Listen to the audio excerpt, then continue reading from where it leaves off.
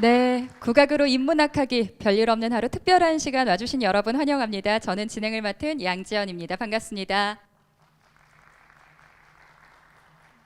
네, 오시는 길에 가을 날씨 만끽하셨나요? 네, 오다 보니까 선선해진 날씨 그리고 바람, 가을 하늘까지 가을을 만끽하게 해주는데요. 여기에 시 그리고 우리 음악이 더해지면 가을이 더 깊어지지 않을까 싶습니다. 흔히 가을을 독서의 계절이라고 하는데요. 사이러니하게도 사실 가을이 독서량이 가장 낮대요. 이 가을에 독서량이 낮아서 오히려 독서의 계절이라는 이름을 붙이고 독서를 권장한다고 하는데요. 가을에는 앉아서 책만 읽기는 아쉽죠. 내가 좋아하는 책의 저자를 직접 만나고 또 음악까지 함께 흐르는 콘서트로 만난다면 더없이 좋을 것 같습니다. 오늘 그런 시간이 준비가 되어 있습니다. 전남 도립국악단이 준비했습니다. 우리 음악과 시로 가을 문학 감성을 더하는 시간, 재미있는 인문학과 전율이 흐르는 우리 가락이 함께하는 국악으로 인문학하기 별일 없는 하루 특별한 시간입니다. 오늘 두 번째 이야기 손님이 기다리고 계시는데요. 저는 이분의 이야기를 이분의 시로 해드리고 싶습니다. 꽃게가 간장 속에 반쯤 몸을 담그고 엎드려 있다. 껍질이 먹먹해지기 전 마지막 순간에 품고 있는 알들에게 조용히 한마디를 남깁니다. 저녁이야. 불 끄고 잘 시간이야. 네, 꽃게가 간장게장이 되는 과정을 이렇게 재미있게 또 표현을 해주셨는데요. 스며드는 것이라는 시로 이분을 소개를 해봤습니다. 정말 오늘 이분께 스며드는 시간이 아닐까 싶습니다. 연탄 한 장, 너에게 묻는다 이런 시로 유난히 추워지는 시기, 우리의 가슴에 따뜻함을 전해준 시인 안도현 시인을 큰 박수로 모십니다.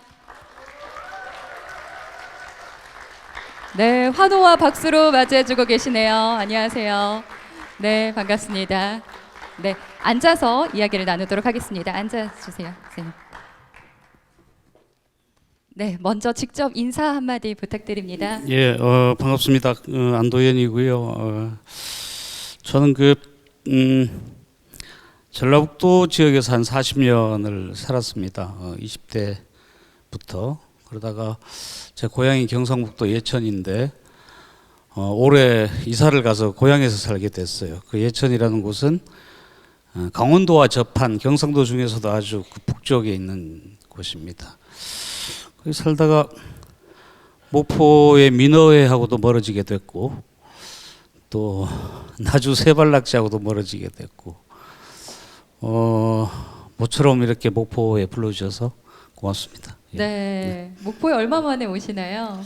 한 2, 3년 되는 것 같습니다. 2, 3년? 예. 민어회 맛본 지도 한 2, 3년 되셨을 것 같은데요. 네, 최근에 시집이 나왔습니다. 네, 오랜만에 나온 시집이라 많이 기다렸고요. 시인께도 각별하지 않을까라는 생각이 드는데요. 예, 9월에 11번째 시집이 나왔는데요. 제목이 길어서 저도 능소화가 피면서 앞길을 창가에 걸어둘 수 있게 되었다라는 제목의 시집입니다. 네, 요즘 그 시집을 준비하느라 좀 바쁘셨었을 것 같습니다. 네. 시집 준비한 건 그렇게 바쁘지 않습니다. 그동안 써놨던 걸 모아서 내는 일이기 때문에요. 네. 예. 그렇다면 오늘은 어떤 주제로 우리 함께 해볼까요?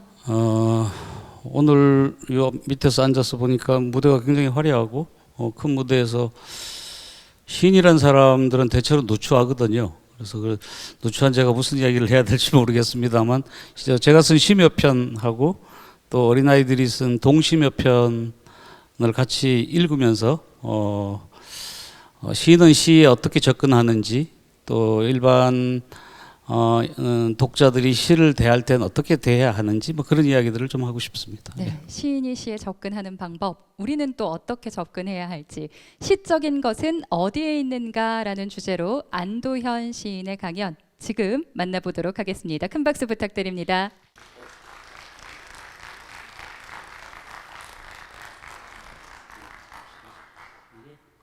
어디 있죠? 제가 살고 있는 경북 예천은 지금 단풍이 아주 한창입니다. 근데 목포 쪽으로 오니까 아직까지는 여기까지 남아하지 않은 것 같습니다. 제가 KTX 타고 오면서 단풍을 좀 데리고 왔으니까 한 일주일 후쯤에는 목포에서도 아마 보실 수 있을 거라고 생각을 합니다. 잠깐만요. 예. 오늘 시 몇 편을 제가 가지고 왔는데요. 여기 전남 도립국악단 단원 여러분께도 좀 읽어달라고 부탁을 이따가 드릴 거고, 우리 양지연 아나운서께도 좀 부탁을 드리겠습니다. 예. 첫 시는 그럼 선생님께서 읽어주실까요? 아닙니다. 저는 시는 좀 쓰지만 잘 읽을 줄 모릅니다. 그래서 제가 한번 부탁드리겠습니다. 네, 예. 읽어보도록 하겠습니다. 우리가 눈발이라면 안도현. 우리가 눈발이라면 허공에서 쭈삣쭈삣 흩날리는 진눈깨비는 되지 말자. 세상이 바람 불고 춥고 어둡다 해도 사람이 사는 마을 가장 낮은 곳으로 따뜻한 한방눈이 되어 내리자. 우리가 눈발이라면 잠 못 든 이의 창문가에서는 편지가 되고 그 이의 깊고 붉은 상처 위에 돋는 새 살이 되자. 고맙습니다. 박수. 예. 시는 아름답지 않은데 목소리 때문에 시가 좋게 들리는 것 같습니다. 혹시 여기 계시는 분들 중에 이 시를 학교에서 국어 시간에 배운 적이 있으신 분? 한 분도 안 계신, 한 분. 손 드신 분들은 젊다는 뜻입니다. 예. 중학교, 고등학교 학생들이 배우고 있는 그 시인데요. 제가 시가 교과서에 실리고 나서 한 가지 궁금했던 것이 이 시를 학교에서 선생님들이 어떻게 가르칠까, 또 아이들은 이 시를 어떻게 배울까, 이런 거였습니다. 그래서 주변에 있는 큰 서점을 가서 이 시가 실려 있는 참고서를 찾아봤더니 시에 대한 설명이 이렇게 되어 있었습니다. 시의 종류, 형식상 자유시, 내용상 서정시, 이렇게 되어 있었습니다. 아마 중학교 이후에 국어 시간에 시를 배울 때마다 듣던 개념들이 거기에도 그대로 쓰여 있었습니다. 그 다음에 시의 운율, 내재율이라는 말이 있었습니다. 내재율. 저는 그동안 한 40년 넘게 시를 썼는데, 정작 시를 쓰는 저는 내가 내재율로 시를 써야지 꿈에도 생각하지 않고 시를 쓰는데, 시를 공부하는 아이들은 누구나 자유시를 볼 때마다 내재율로 쓴 시구나라고 공부를 하고 외우고 이렇게 한다는 말이죠. 약간 기가 막혔습니다. 이 내재율이란 말은 음악하고도 연관이 있는 말인데 왜 그것을 시를 공부할 때 그런 말을 아이들이 귀에 들어야 하는지, 시를 쓰는 사람으로서는 굉장히 좀 답답했던 적이 있습니다. 학교에서도 이런 걸 공부합니다. 이 시의 표현의 특징이라고 해서 이런 게 있었어요. 진눈깨비와 한방눈의 대조, 이게 이 표현의 특징이랍니다. 또 한 가지 기억나는 게 되지 말자, 되어 내리자, 새살이 되자, 이렇게 하니까 청유형 어미의 사용, 이게 또 이 시의 표현의 특징이라고 저는 참고서에서 하여튼 배웠습니다.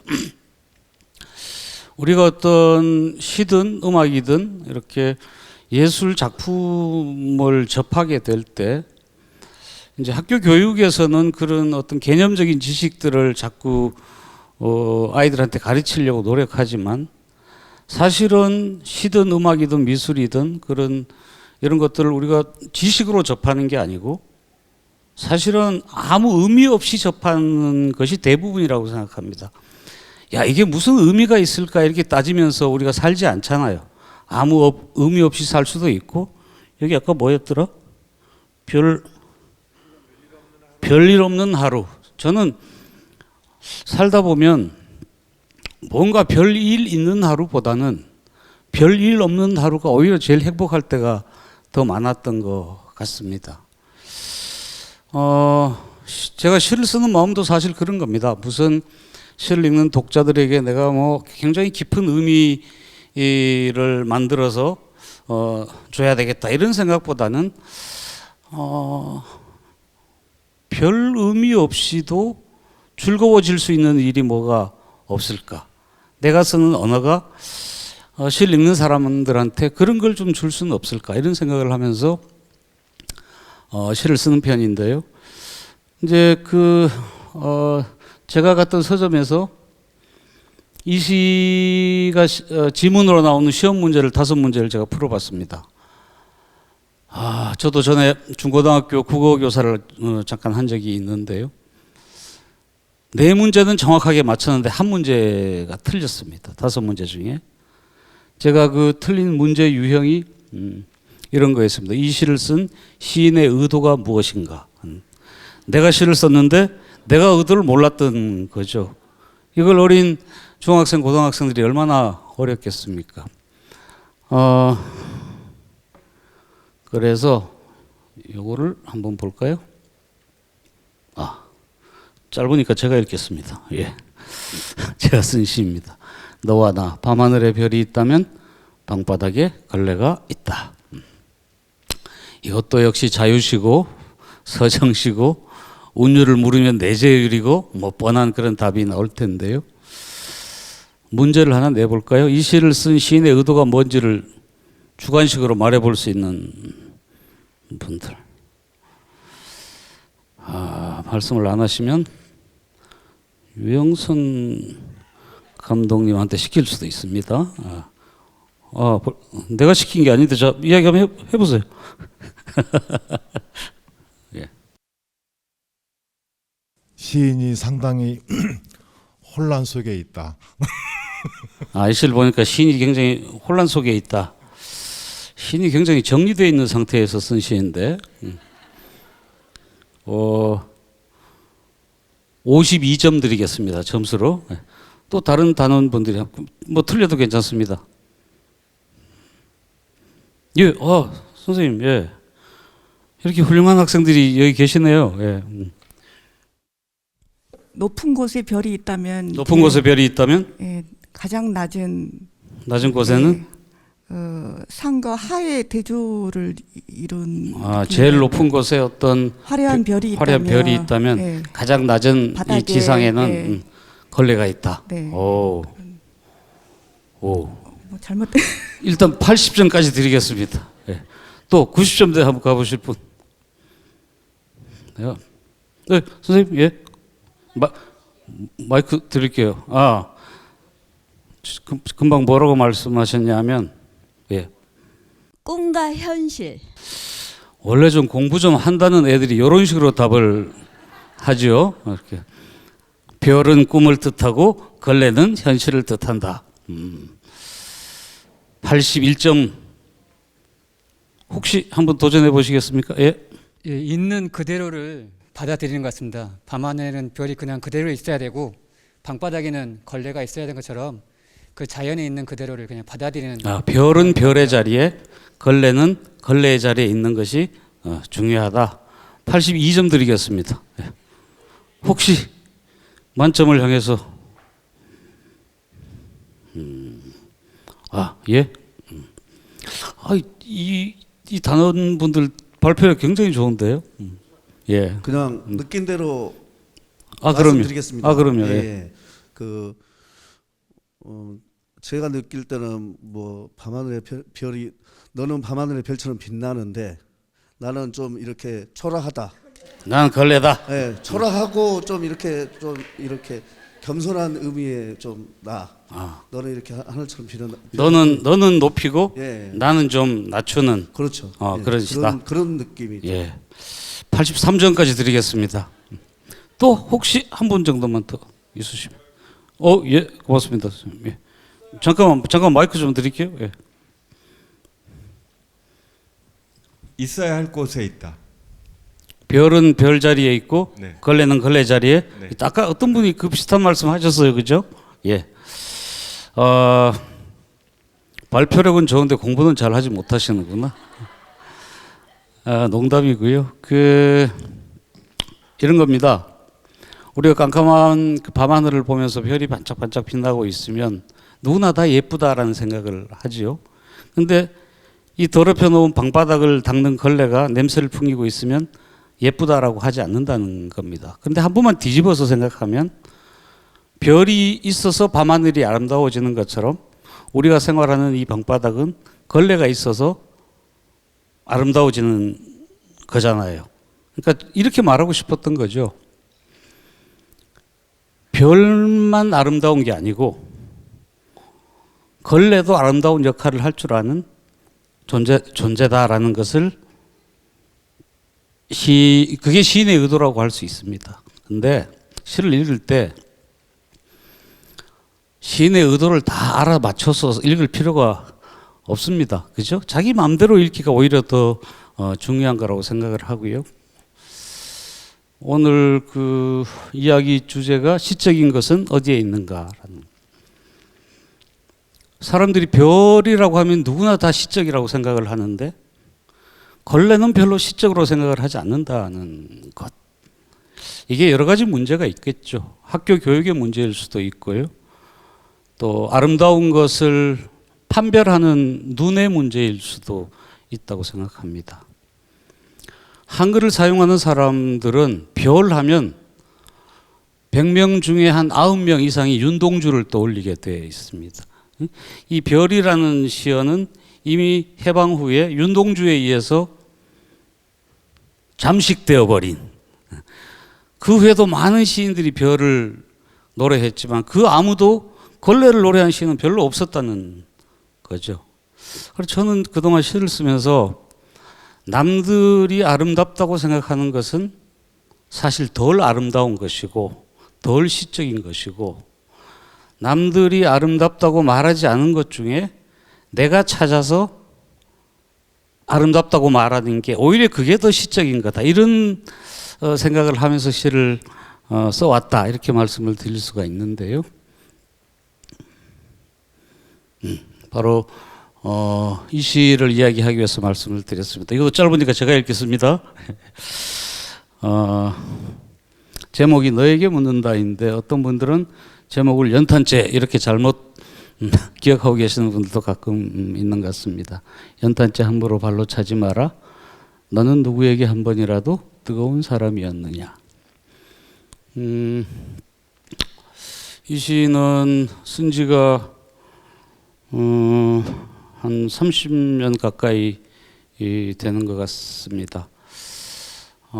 지금 제가 여기 서서 보니까 연탄을 떼는 방에서 잠을 자고 밥을 해먹던 세대는 많이 계시지 않은 것 같습니다. 이 연탄이라는 거는 한 90년대 중반까지만 해도 우리나라 거의 모든 집에서 연탄을 뗐고, 연탄이 없으면 겨울을 날 수 없을 정도였죠. 밥하고 국을 끓이고 연탄불에 운동화도 말리고. 그런데 아침 신문을 펼치면 이 연탄 가스로 어떤 지역에서 어떤 일가족이 뭐 죽었다, 이런 뉴스가 또 거의 매일 나오던 때가 있었습니다. 그 까맣던 연탄이 뜨겁게 할랄 타오르고 난 뒤에 하얀 재가 되는데, 이 연탄재는 집안에서 생기는 그 쓰레기 중에 제일 귀찮은 쓰레기 중에 하나였습니다. 그래서 그 옛날에 골목이 많던 그런 시절에는 집집마다 대문 앞에 이 연탄재를 쌓아두게 됩니다. 그러면 밤에 술 취한 사람들이 지나가다가 이제 발로 그냥 차도 아무렇지도 않은 그런 쓸데없는 이제 쓰레기가 연탄이었습니다. 제가 초등학교 6학년 때쯤이었나요? 제가 살던 집이 언덕 위에 있었고 학교에 가자면 이렇게 언덕을 내려가야 됐었습니다. 근데 그날은 어떤 동네 할아버지 한 분이 언덕에 이렇게 하수 물이 이렇게 질질질 흘러서 얼어 있었던데, 그게 빙판이 돼 있었는데 연탄재를 잘게 이렇게 으깨어 가지고 미끄러지지 않게 해놨던 것을 본 적이 있습니다. 이 연탄이야말로 정말 아무도 관심을 가지지 않고 그냥 술꾼들의 발에 채이는 그런 존재가 이제 연탄이죠. 그런데 이 시는 제가 쓴 여러 편의 시 중에서 제가 별로 사실은 좋아하지 않는, 아끼지 않는 시입니다. 제가 이 시 별로, 저 이거보다 시 훨씬 더 잘 쓸 수 있습니다. 그런데 많은 분들이 제가 쓴 다른 시보다 이 시를 기억을 많이 해 주시고, 이 시를 발표한 이후에 제 이름 앞에 연탄 시인이라는 말이 붙어 다니는 것을 포털 사이트 같은 데서 봤습니다. 어디 소개할 때도 무슨 연탄재 시인, 아니 도정환은 담쟁이 시인이고 김용택은 섬진강 시인인데 나는 왜 연탄 시인이지? 내 팔자에 연탄하고 이게 무슨 관계가 있어 연탄 시인이 됐지? 이런 좀 자괴감에 시달려 본 적도 있습니다. 그런데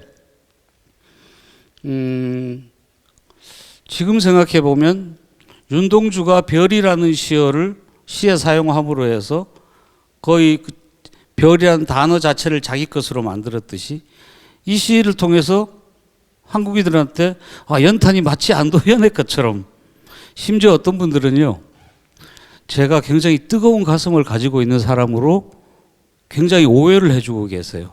저 사람은 어떤 일이 있어도 냉정하지 않을 거야. 이런. 대한석탄공사하고도 굉장히 친하게 됐고 이 시 때문에, 또 연탄을 생산하는 강원도 영월이나 태백 지역 시장 군수하고도 굉장히 친하게 됐고, 하여튼 모든 게 이 시 때문에 벌어진 일입니다. 이 시가 원고료 시 한 편에 5만 원 주던 시절에 원고료를 한 푼도 받지 않고 발표한 시인데, 그 후로 노래로도 만들어지고 광고 카피로도 나가고 나한테 하여튼 수천만 원의 원고료를 다시 벌어다 준 시이기도 합니다. 제가 드리고 싶은 말씀은 우리는 이제 예술이라고 하면 굉장히 빛나고 화려한 어떤 것들이라고 생각을 하지만, 저는 정말 좋은 예술, 좋은 예술가는 누추한 것, 좀 남루한 것, 좀 부족한 것, 좀 안타까운 것, 이런 것들을 유심히 들여다볼 줄 아는 사람이 훨씬 더 예술적이고 시적인 사람이 아닌가, 이런 생각을 좀 하게 됐고요. 내가 오늘 2번을 이야기해야 되는데 지금 시간이 얼마쯤 흘렀습니까? 네, 아직 시간 하나 더 해도 됩니까? 예.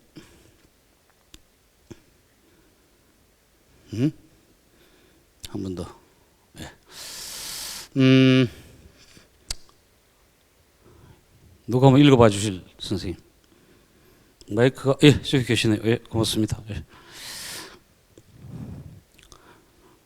밑에 한자는 절교입니다.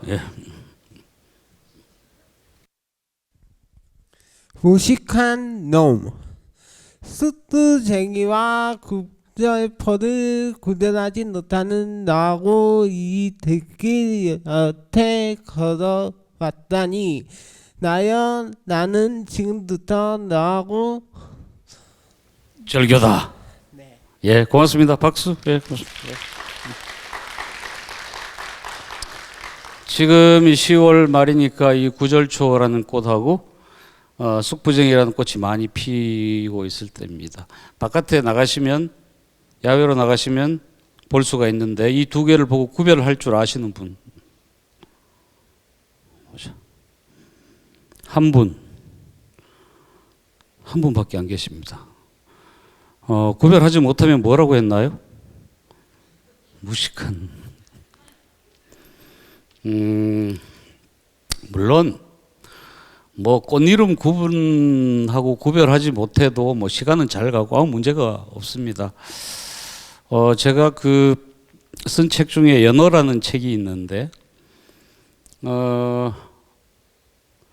20몇 년 전에 그 책을 쓸 때는 연어가 굉장히 우리한테 낯선 물고기였습니다. 그래서 내가 연어를 따라다니면서 헤엄치면서 연어의 모습을 지켜보면 잘 묘사할 수 있을 것 같았습니다. 그럴 수가 없잖아요. 그래서 집에다가 큰 어항을 하나 사다 놓고 옛날 8, 90년대 다방이라는 게 있었는데 그 다방에 가면 큰 수족관 같은 게 있었어요. 그걸 이제 집에다 한 개 사다 놓고 바켓을 들고 겨울에 가서 피라미를 수십 마리를 잡아서 탁 그 어항에 넣습니다. 내가 위에서 이렇게 내려다 볼 때는 다 피라미였어요. 이렇게 작은 손가락만한 피라미였는데 물고기를 어항에 집어넣고 옆에서 이렇게 보니까 위가 아니라 옆이 보이면서 이 물고기들이 피라미만 있는 게 아니고 여러 종류의 물고기가 있다는 것을 그때 처음 알았습니다. 갈견이 피라미하고 비슷하게 생긴 갈견이라는 아이도 있었고 휘일이라는 아이도 있었고 납자루라는 아이도 있었고 한 7, 8종 되는 물고기들이 있었습니다. 그때 야, 내가 글을 쓴다는 사람이지만 참 무식한 놈이었구나 하는 것도 그때 느꼈습니다. 어떤 소설가께서 전에 이런 말씀을 하셨어요. 제자가 소설을 이렇게 써와서 이렇게 읽어보시다가 이런 문장이 나오면 그 자리에서 혼을 내셨다고 해요. 들판에 나갔더니 이름 없는 들꽃이 피어 있었다. 우리 흔히 쓰잖아요. 그죠? 아침에 일어나니까 이름 없는 새들이 나뭇가지에서 노래를 한다. 야, 이 무식한 놈아 그랬답니다. 너 새 이름부터 알고 꽃 이름, 들꽃 이름부터 알고 소설 써라고 이렇게 가르쳤대요. 저는 좀 자랑 삼아 이야기하면 바깥에 나가면 모르는 식물 모르는 것 빼고 다 압니다. 거의 다 안다고 할 수 있습니다. 그게 아마 한 20몇 년 전부터 혼자 식물도감 들춰보고 공부하고 그래서 생긴 일 같습니다. 여러분들이 그 중학교 입학을 처음 했을 때 어떤 소설을 읽었는지를 생각을 한번 해보십시오. 아마 대부분 사람들이 황순원의 소나기라는 단편을 읽었을 것 같은데요. 그 소나기에 보면 그 시골 소년이 서울에서 온 소녀에게 들꽃을 꺾어서 이렇게 주면서 꽃 이름을 한 개 한 개 한 개 말해주는 그 대목이 나옵니다. 그 대목에 보면 그래서 갑자기 마타리라는 꽃이 나와요. 마타리. 제가 살던 전주에서는 마타리가 8월 중순경에 이제 꽃이 노란 꽃대가 쑥 올라와서 우산살처럼 이렇게 옆으로 퍼지는 그런 꽃인데요. 저한테는 저는 그 꽃이 마타리라는 걸 알지만 그 꽃이 딱 피었을 때 저는 이런 생각을 합니다. 여름 방학이 이제 끝나가는구나. 이제 개강할 때가 되었구나. 그러니까 모든 사람 마타리라는 이름을 모르는 사람한테는 이름 없는 들꽃이지만 저한테는 개학을 알려주는 아주 특별한 꽃이 된 거죠. 그래서 뭐 저는 시 쓰는 그 제자들 시공반 제자들한테도 이야기를 합니다만 예술가들이야말로 정말 작고 보잘것없는 것들의 이름을 기억하고 불러주는 일, 그게 그 예술가의 몫이 아닐까? 뭐 이런 이야기를 수업 시간에 자주 이제 하는 편이고요. 오늘 제 이야기는 실은 너무 많이 하는 것보다 좀 짧게 하고 공연을 더 길게 보고 했으면 좋겠는데요. 이게 나오면 이야기하고 안 나오면 안 나오니까 좀 나왔습니다. 나왔습니까? 요거만 그럼 이야기하고 들어가겠습니다. 예. 이거는 남자 단원께서 한번 읽어봐 주시기 바랍니다. 예, 저기 젊은 분, 저 중간에. 빨간색. 예. 내 자지. 제목을 좀 큰 소리로 읽어보세요. 내 자지. 초등학교 남자아이시. 오줌이 누고 싶어서 변소에 갔더니 해바라기가 내 자지를 보려고 한다. 나는 안 피해 줬다. 박수. 예. 네. 우리 선생님 몇 살입니까? 실례지만. 예. 41. 41가 이런 제목으로 글을 쓰면 변태라고 할 겁니다, 아마. 그죠? 이 세상의 지탄을 막 받을 거예요. 근데 초등학교 아이는 1, 2학년쯤 되는 아이는 이렇게 써야 된다고 저는 생각을 합니다. 제가 이 시를 가지고 어디 중학교에 강연을 갔는데 내가 이걸 선생님한테 메일로 보냈어요. 근데 여기 와서 이렇게 보니까 제목이 바뀌어 있었어요. 내 고추 이렇게 바뀌어 있었습니다. 끝나고 나서 그 선생님한테 여쭤봤어요. 왜 바꿨습니까? 하니까 우리 학교가 남녀공학이어서 여학생들이 보면 민망해할 것 같아서 바꿨다는 거예요. 아니 선생님, 남의 저작물을 허락도 받지 않고 선생님 마음대로 그렇게 바꿔도 됩니까? 라고 정말 세게 항의했던 적이 있습니다. 만약에 이 시를 쓴 꼬마아이가 야 이렇게 쓰면 안 되지, 지웠어요. 해바라기 이렇게 제목을 붙였어요. 응? 자, 그다음 그 밑에 내 고추라고 다시 고쳤어요. 맞춤법 보려고 한다 고쳤어요. 나는 안 보여줬다 이렇게 고치면 우리가 처음에 봤던 텍스트하고 고친 텍스트하고 어떤 게 더 감동적입니까? 고치기 전이 훨씬 더 마음에 오지 않나요?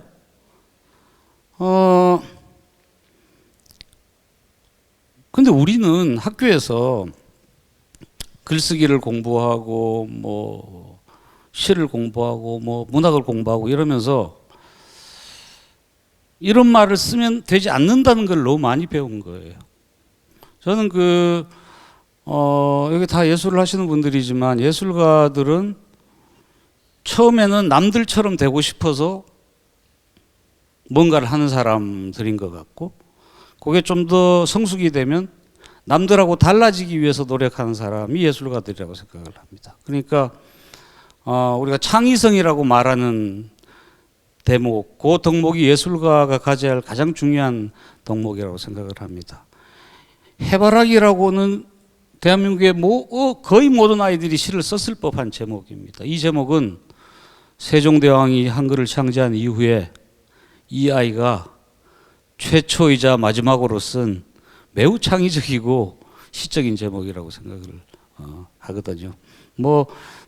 많은 분들이 알고 있는 그런 동시고요. 이런 동식을 우리가 볼 수 있었던 것은 아이들을 이렇게 가르치는 선생님이 계셨기 때문에 가능합니다. 이오덕 선생님이라는 돌아가신 그 아동문학가 선생님이신데요. 그 선생님은 아이들의 글쓰기를 100일장 나가서 상 받는 선수로 만들지 말자. 모든 것을 예쁘게만 색칠하는, 예쁘게만 묘사하는 아이들을 만들지 말고 아이들이 자기 속에 있는 거를 솔직하게 종이 위에 끄집어내 놓을 수 있는 아이로 만드는데 글쓰기가 필요하다. 이렇게 말씀하신 분이거든요. 제 얘기는 여기서 약간 마쳤다가 이따가 다시 나오도록 하겠습니다. 고맙습니다. 네, 감사합니다. 우리의 창의력과 상상력을 좀 소환해 주는 시간이었던 것 같습니다. 시적인 것은 어디에 있는가? 안도현 시인의 첫 번째 강연 함께 하셨는데요. 우리 단원분들과 관객분들도 적극적으로 참여해 주시는 열띤 분위기 속에 잠시 후에는 또 오늘 마치기 전에 안도현 시인께 질의응답을 하는 시간도 마련이 돼 있고요. 또 사인회와 포토타임까지 준비가 돼 있으니까요. 오늘 끝까지 함께 해주시면 감사하겠습니다. 자, 이번에는 전남 도립국악단의 무대를 만나보시죠. 강상구 작곡의 세상에서 가장 아름다운 것들, 이 해금 독주곡을 전남 도립국악단 류형선 예술감독께서 편곡한 곡으로 준비했습니다. 세상에서 가장 아름다운 것들, 박수로 청해 듣겠습니다.